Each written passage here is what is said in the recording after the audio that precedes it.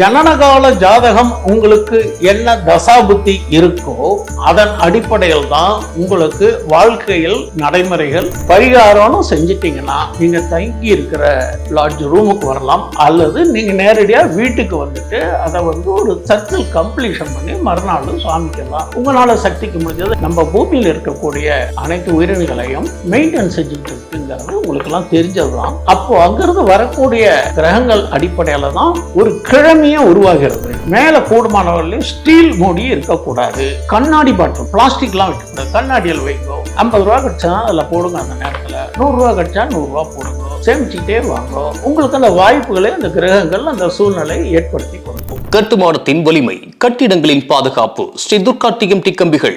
BVR garden signature living T Nagar இப்போ திருவள்ளூருக்கு வந்தாச்சு. Near D mart on new bypass road, Tiruvallur நகராட்சிக்குட்பட்டது. பிளாட் 20 லட்சம் முதல். கான்டாக்ட் 9955518814. பக்தி கஃபே நேயர்களுக்கு கோவை விஸ்வநாதனின் அன்பான வணக்கங்கள். நாளும் நேரமும் கைகூடி வந்தால் எல்லாமே நல்லபடியா நடக்கும். இறைவன் அருளும் சூழ்நிலையும் சந்தர்ப்பமும் ஒருவருக்கு சாதகமாக அமைந்தால் எல்லாமே நல்லதாகவே நடக்கும். பொதுவாகவே ஒவ்வொரு அஸ்ட்ராலஜர், ஒவ்வொரு வல்லுநர்கள் ஒவ்வொரு கருத்துக்களை சொல்றதுங்கிறது அவங்களுடைய தனிப்பட்ட கருத்து.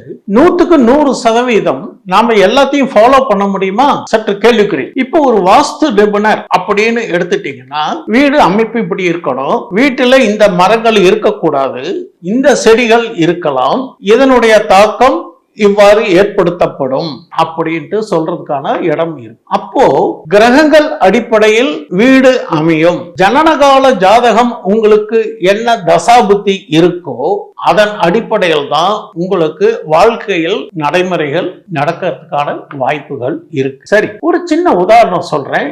என்னுடைய அனுபவத்துக்கும் நான் கற்றதை வைத்து நான் உங்களுக்கு சொல்றேன். பொதுவாகவே பஞ்சாங்கம் அப்படிங்கிறது என்ன கேட்டீங்கன்னா, திதி, வாரம், நட்சத்திரம், யோகம், கரணம், இதன் அடிப்படையில் தான் நம்ம தீர்மானிக்கப்படும். அப்போ ஒரு ராசியில பிறந்தவர்கள் பல ஆயிரக்கணக்கான பேர், கோடானு கோடி ஜனங்கள்ல ஒரே ராசியில பிறந்தவர்கள் நிறைய பேர் இருப்பாங்க. அதே மாதிரி ஒரே நட்சத்திரத்துல பிறந்தவங்களும் இருப்பாங்க. ஆனா எல்லாரும் ஒரே மாதிரி இருக்காங்களா? இல்லை.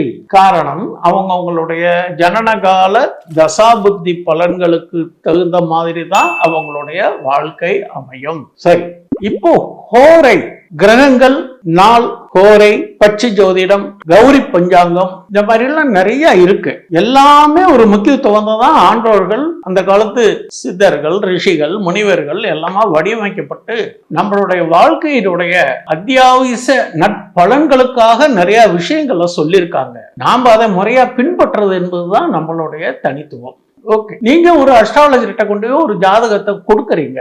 கொடுத்த உடனே ஒரு சில அதில் இருக்கக்கூடிய கிரக தோஷம், கிரக மாறுபாடுகள், அந்தந்த வீட்டுல என்னென்ன இருக்கணும் அப்படிங்கறது கணக்கீடு செய்து, உங்களுடைய ஜனனகால தசாபுத்தி அடிப்படையில கணக்கீடு செய்து, இது இந்த மாதிரி இருக்கு, நீங்க இந்த ஸ்தலத்துக்கு போங்க அப்படின்னு சொல்லுவாரு. ஒருத்தர் எல்லாரும் உருவத்திலையும் சரி, தோட்டத்திலையும் சரி, தட் இஸ் எல்லாரும் ஒரே மாதிரி இருக்கிறது கிடையாது. அப்படி முன்னாடி என்ன சொன்ன மாதிரி உங்களுடைய ஜாதகத்துல இது குறைபாடு இருக்கு. எப்படி ஒரு மனுஷனுக்கு ஒரு வைட்டமின் டெபிஷியன்சி இருந்தால் அதற்கான குறைபாடுகள் இருக்கதானு செய்யும் நம்மளுடைய தேக ஆரோக்கியத்துல. அதே தாங்க கிரகங்களுடைய தாக்கம், கிரகங்களுடைய பலம், பலவீனம் எல்லாத்தையும் அடிப்படையாக கொண்டு அஸ்ட்ராலஜர் உங்களுக்கு இந்த மாதிரி இந்த தோஷம் இருக்கு, இதை நீங்க இந்த இடத்துக்கு போய் நிவர்த்தி பண்ணுங்க அப்படின்ட்டு சொல்றாங்க இல்லையா? அப்படி சொல்ற போது நாம என்ன பண்றோம்னு கேட்டீங்கன்னா, ஒரு சின்ன உதாரணத்துக்கு சொல்றேன். நீங்க திருநாகேஸ்வரம் போயிட்டு வாங்க அப்படின்னு சொல்றாரு. இதுல வழிபாட்டு முறைகள், ஆன்மீகம் மற்றும் கிரகங்கள் எல்லாமே ஒன்று இணைந்துதான் நம்மளுடைய வாழ்க்கை அமைப்பு முறையில சில நிகழ்வுகள் நடக்கிறது. எல்லாத்துக்கும் எல்லா நேரமும் எல்லாமும் நடக்கிறது இல்லை. அவருக்கு என்னப்பா நேரம் நல்லா இருக்கு அப்படின்னு சொல்றாங்க பாத்தீங்களா? அது அவர் பயன்படுத்திக்கிறாரு. ஏன் உங்களுக்கு மட்டும் நேரம் நல்லா இல்லையா? உங்களுக்கும் நல்லா இருக்கு. ஆனால் சில கிரகங்களுடைய பலகீனத்தினால உங்களுக்கு அது ஆக்டிவேட் ஆகும். அப்போ அந்த கிரகங்களை நீங்க ஆக்டிவேட் பண்ணணும் அப்படின்னா தான் நீங்க அஸ்ட்ராலஜர் சொல்ற இடத்துக்கு போயிட்டு அந்த பரிகாரங்கள், பூஜை வழிமுறைகள் அதெல்லாம் நீங்க செய்யணும். நிறைய பேரு என்ன நினைக்கிறாங்கன்னு கேட்டீங்கன்னா, இப்பதான் சொன்ன மாதிரி திருநாகேஸ்வரத்துக்கு போயிட்டு வாங்க, உங்களுக்கு இந்த மாதிரி இந்த குறைபாடுகள் இருக்கு, போயிட்டு அந்த ராகு காலத்துல நீங்க ஒரு அர்ச்சனையா இதுல கலந்துக்கோங்க. அவர் என்ன டைரக்ஷன் கொடுக்குறாருன்னு வச்சுக்கோங்களேன். நான் பொதுவா சொல்றேன்.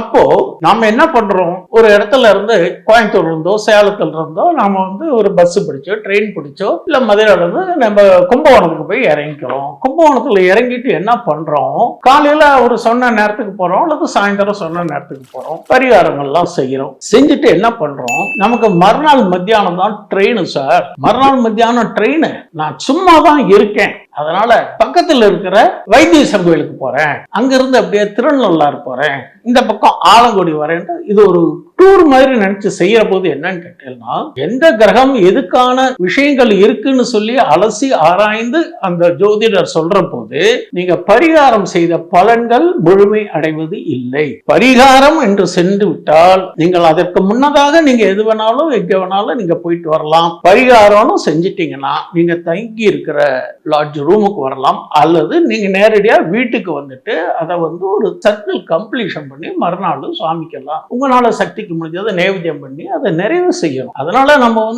ஒரு குறையா நான் சொல்லல, ஒரு முறை என்று உண்டு, இதுக்காக செய்யணும். இது உங்களுடைய பரிகாரம் மற்றும் இந்த ஒரு கிரகத்தை ஆக்டிவேட் பண்றதுக்காக சொல்றேன். என் கையில எப்பவுமே காசு தங்க மாட்டேனது சார், மாடு கறக்குது, பூனை குடிக்குது, ஒண்ணுமே மீதியே இல்லை. இந்த மாதிரி டயத்துல நீங்க என்ன பண்ணலாம், சின்ன சின்ன விஷயங்கள் நான் சொல்றேன், உங்களால கடைபிடிக்க கூடியதுதான். பண வரவு நம்ம கிட்ட சேவ் ஆகணும், நல்ல சுப செலவுகள் ஆகணும், அசுப செலவுகள் ஆகக்கூடாது. அப்போ நம்மளுடைய சேமிப்பு பணம் எப்படி இருக்கணும், என்ன மாதிரி நம்மளுடைய கிரக அமைப்பு இருந்தால் இருக்கலாம். பணம் அப்படிங்கறத சுக்கிர வழிபாடு அல்லது சுக்கிரனை உங்களுக்கு ஜாதகத்துல ஆக்டிவேட் பண்றதுங்கிறது ஒண்ணு. ரெண்டாவது, மகாலட்சுமியினுடைய அனுகிரகம் கிடைக்கணும். ரெண்டு, மகாலட்சுமியுடைய அனுகிரகம் கிடைக்கணும் என்றால் வாஸ்து அடிப்படையில உங்கள் வீட்டு தென்கிழக்கு மூலை, அதாகப்பட்டது அக்னி மூலை சுத்தமாக இருக்க வேண்டும். சம்புல நீட்டா இருக்கணும். சாப்பிட்ட தட்டம், 10 பாத்திரங்கள் அதெல்லாம் அதுல இருக்கக்கூடாது. அப்பப்போ நீட்டா தொடச்சு கிச்சனை நீட்டா வச்சுக்கணும். சமையல் செய்த அடுப்பு பாத்திரங்கள் சுத்தமாக இருக்க வேண்டும். டெய்லி நைட் எல்லாம் வேலையை முடிச்சுட்டு உங்களுடைய அடுப்பு எல்லாம் நீட்டா தொடச்சு, அந்த காலத்தில் பெரியவங்க செய்வாங்க, அட்சயம் அப்படின்னு எழுதுவாங்க. சின்ன வேலை ஒரு கோலப்படி எடுத்து அட்சயம் எழுதி வைங்க. மகாலட்சுமி வாசம் பண்றது பல மலர்கள், பல சூழ்நிலைகள், நம்மளுடைய கிரக அமைப்பு இதற்கு தகுந்த மாதிரி தான் அதுக்கு பலன்கள் கிடைக்குங்கிறதுக்காக சொல்றேன். நீங்க பர்ஸ் வச்சிருக்கீங்க, பர்ஸ் இந்த கருப்பு கலர் பர்ஸ், இந்த பிரவுன் கலர் பர்ஸ் எல்லாம் கூடுமானவர்களையும் தவிருங்கள். அந்த ப்ளூ கலர் அல்லது சில சிகப்பு கலர், இந்த மாதிரியான கலர் பர்ஸ் வச்சுக்கோங்க. உங்க பர்ஸ்ல விசிட்டிங் கார்டு, உங்க விசிட்டிங் கார்டு மட்டும் இருக்கணும். பணத்தை அழகா அடுக்கி வைங்க. கூடுமானவரையில் அதுல 2 ஏலக்காய் இருக்கு இல்லைங்களா, ஏலக்காய தோலை உரிச்சு சின்ன ஒரு பட்டலம் கட்டி ஓரமா வச்சிருங்க. இன்னும் சிறப்பா சொல்ல போனுக்கிட்டே இந்த பச்சை கற்பூரம் இருக்கு சொல்லுவாங்க இல்லையா, பச்சை கற்பூரம் சின்னதா ஒரு தோரம்பு செலவு பண்ணிட்டு அதையும் ஏலப்பொடியும் இது பண்ணி பர்ஸ்ல வச்சுக்கோங்க. திருப்பதிக்கு போயிருப்பீங்க எல்லாருமே, மேக்சிமம் திருப்பதி ஏழுமலையான தரிசனம் பண்றது, அங்க போனோம்னா கம கம கம கமன்னு வாசனை இருக்கும். எப்படி வாசனை இருக்கும் பாத்தீங்களா, பச்சை கற்பூரம் வாசனை. ஏழுமலையான அனுகிரகம் எல்லாத்தையும் நமக்கு தேவையானதை கடன் நிவர்த்தி பண்ணணும், நமக்கு மகாலட்சுமி அனுகிரகம் கிடைக்கணும், தேவையான பணம் இருக்கணும், தேவையில்லாத செலவுகள் வரக்கூடாது. திருப்பதி சென்றால் வந்தால் திருப்பம் நேரும் சொல்றாங்க இல்லையா, எல்லாருக்கும் அங்கதான். அப்போ நீங்க மாலோன் மயிலோன் வழிபடுங்கள்.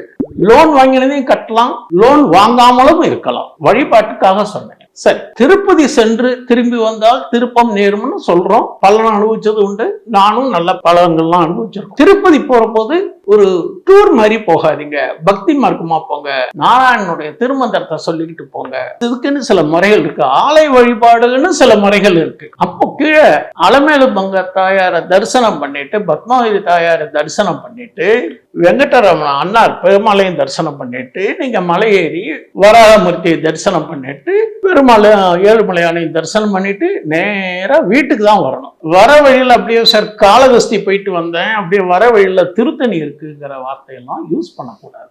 ஒவ்வொரு இடத்துக்கும் ஸ்தலங்கள், பஞ்சபூத ஸ்தலங்கள் தானே எல்லாமே. அங்க சந்திரனுடைய பலம் மிகுந்த இடம். சந்திரன் அவருக்கு என்ன பவர், அது மாதிரி ஒவ்வொன்றுக்கும் ஒரு விஷயங்கள் இருக்கு, ஒவ்வொரு கிரகங்களுக்கும் ஒரு பலன்கள் இருக்கு. நாம நடைமுறை வாழ்க்கையில எல்லாத்தையுமே ஃபாலோ பண்ண முடியாது. இப்ப நிறைய நம்மளுடைய மீடியாஸ் எல்லாம் பாத்தீங்கன்னா ஆன்மீக சொற்பொழிவாளர்கள், வல்லுநர்கள், ஜோதிட வல்லுநர்கள்லாம் அவங்க கருத்து பூர்வமான நல்ல செய்திகளை சொல்லி நம்மளுடைய வாழ்க்கை மேம்படுறதுக்கு சொல்றாங்க. ஆனா 10% நம்மளால ஃபாலோ பண்ண முடியாது. வழிபாட்டு முறையாக இருந்தாலும் சரி, பரிகாரமாக இருந்தாலும் சரி, வழிகாட்டல் எப்படியோ முறையா அதை ஃபாலோ பண்ணினால்தான் அதற்கு முழு பலன் கிடைக்கும். கையில காசு இருக்கணும், சரி திருப்பதி போயிட்டு வரீங்க, இல்ல அஸ்ட்ராலஜர் என்ன கோயிலுக்கு போயிட்டு வர்றாரோ போயிட்டு வரீங்க, வீடை சுத்தமா வச்சுக்கணும். வெள்ளிக்கிழமையான நல்ல விளக்கேற்றி நல்ல வாசனை திரவியங்களோட போட்டு நல்லா வீடு சுத்தமா இருக்கணும் அப்படிங்கிறது அந்த காலத்துல இருந்து ஒரு ஐதீகம் வச்சிருக்காங்க. கடன் தீரணும் சார், நான் வாங்குற காசு எனக்கு சார் வாங்கின கடன் கொடுக்கறதுக்கே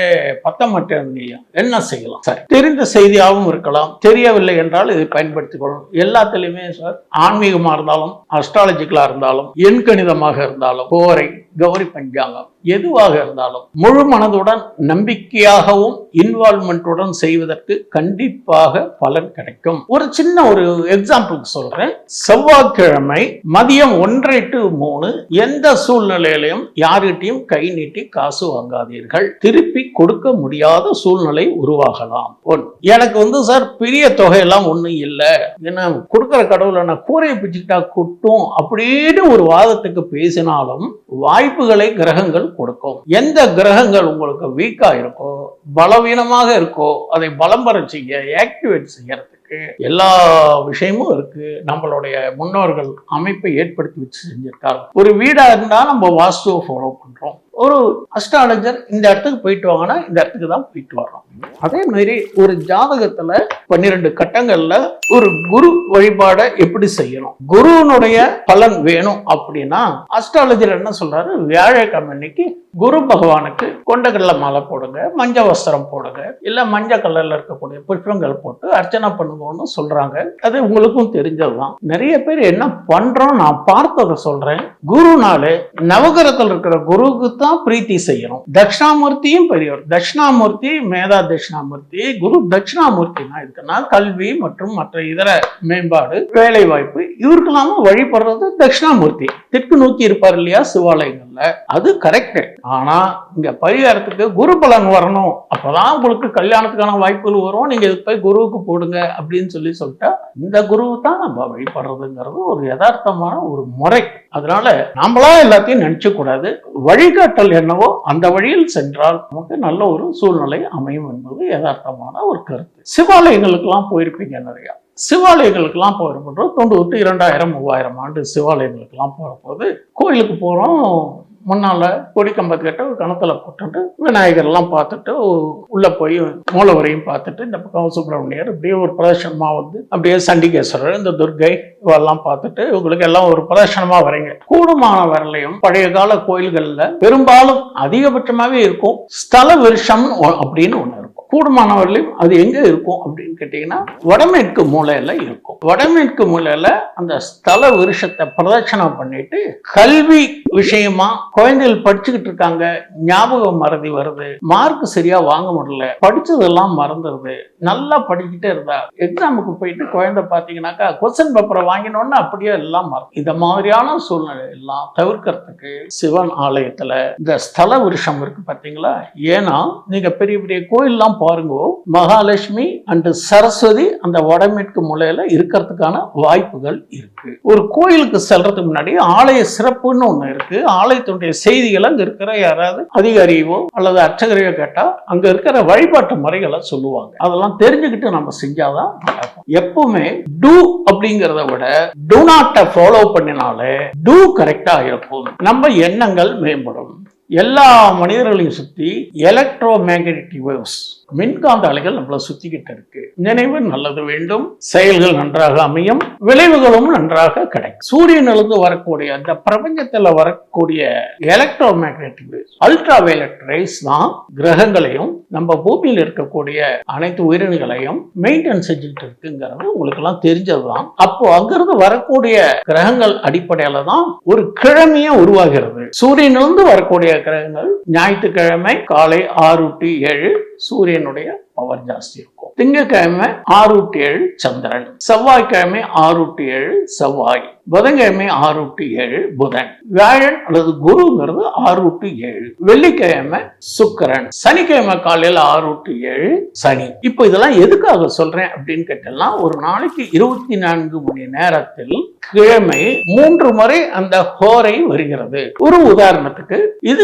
காமன், காலையில 6-7, மத்தியானம் 1 to 2, இரவு 8 to 9, முன்ன பின்ன அந்த சூரியத்துக்கு அடிப்படை கொஞ்சம் வித்தியாசங்கள் இருக்கலாம். இந்த அடிப்படையில இருக்கிற போது பாத்தீங்கன்னாக்கா இதன் அடிப்படையில தான் கிழமை.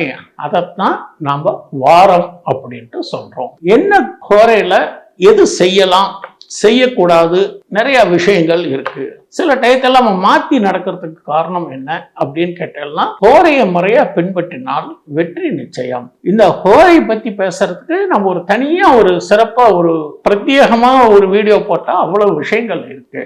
வெள்ளிக்கிழமை உங்க கையில எப்பவுமே பணம் இருக்கணும், பணம் சேமிக்கிறதுக்கு வழி வெள்ளிக்கிழமை காலை 7:30 to 9 அந்த நேரத்தில் நீங்கள் சேமிப்பை துவங்குங்கள். ஒரு கண்ணாடி பாட்டில் வச்சுக்கோங்க, மேல கூடுமானவர்களையும் ஸ்டீல் மூடி இருக்கக்கூடாது.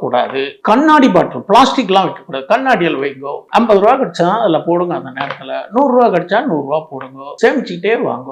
உங்களுக்கு அந்த வாய்ப்புகளை அந்த கிரகங்கள் அந்த சூழ்நிலை ஏற்படுத்தி கொடுக்கும். ராகு யமகண்டத்துக்கு நாம முக்கியத்துவம் கொடுக்கிற மாதிரி குளிகையை யாரும் போக்கஸ் பண்றது இல்லை. குளிகை அப்படிங்கிறது பணம் சேர்ப்பிக்கிறது. இப்ப சொன்னோம் பாத்தீங்களா, அந்த மாதிரி நேரத்துல குளிகை உங்களுக்கு மேலும் மேலும் மேலும் பணம் கொடுக்கறதுக்கான வாய்ப்புகள் இருக்கு.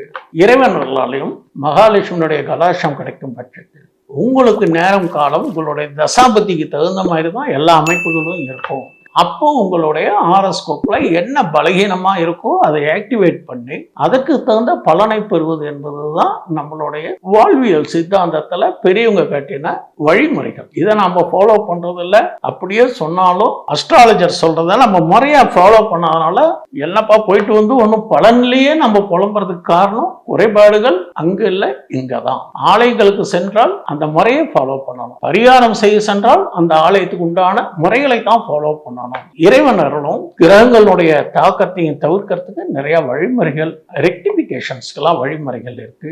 அதே மாதிரி ஒரு வாஸ்து அமைப்புல பாத்தீங்கன்னாலும் ஒரு வீடு அமைப்பு இப்படித்தான் இருக்கணும். எந்த வீடாவது வட்டத்துல இருக்குங்களா? ஒரு முக்கோணமா சைட் இருந்தாலும் அதை ஸ்கொயர் பண்றாங்க இல்லையா? கிரிக்கெட் மைதானம் ஒண்ணு மட்டும்தான் ஓவல் சைஸ்ல வட்டத்துல இருக்கு. வீடு மனை அப்படின்னு பாத்தீங்கன்னா ஒரு ஆலயமா இருக்கட்டும் எல்லாமே மேக்சிமம் இந்த ஸ்கொயர்ல தானே பார்த்துருக்கீங்க. எல்லாத்துக்குமே இதுதாங்க 12 கட்டம் கிரகங்கள். அதே மாதிரி வாஸ்துல வீடு நம்ம அமைப்பு எப்படி இருக்குமோ அதுதாங்க உங்க லைஃப்.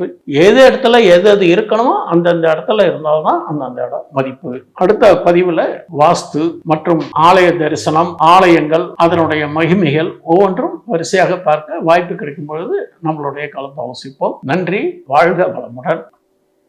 இந்த வீடியோ உங்களுக்கு பிடிச்சிருந்தா லைக் பண்ணுங்க, ஷேர் பண்ணுங்க, கமெண்ட் பண்ணுங்க. மறக்காம பெல் பட்டனை கிளிக் பண்ணிட்டு பக்தி கஃபே தமிழ் சேனலை சப்ஸ்கிரைப் பண்ணிடுங்க.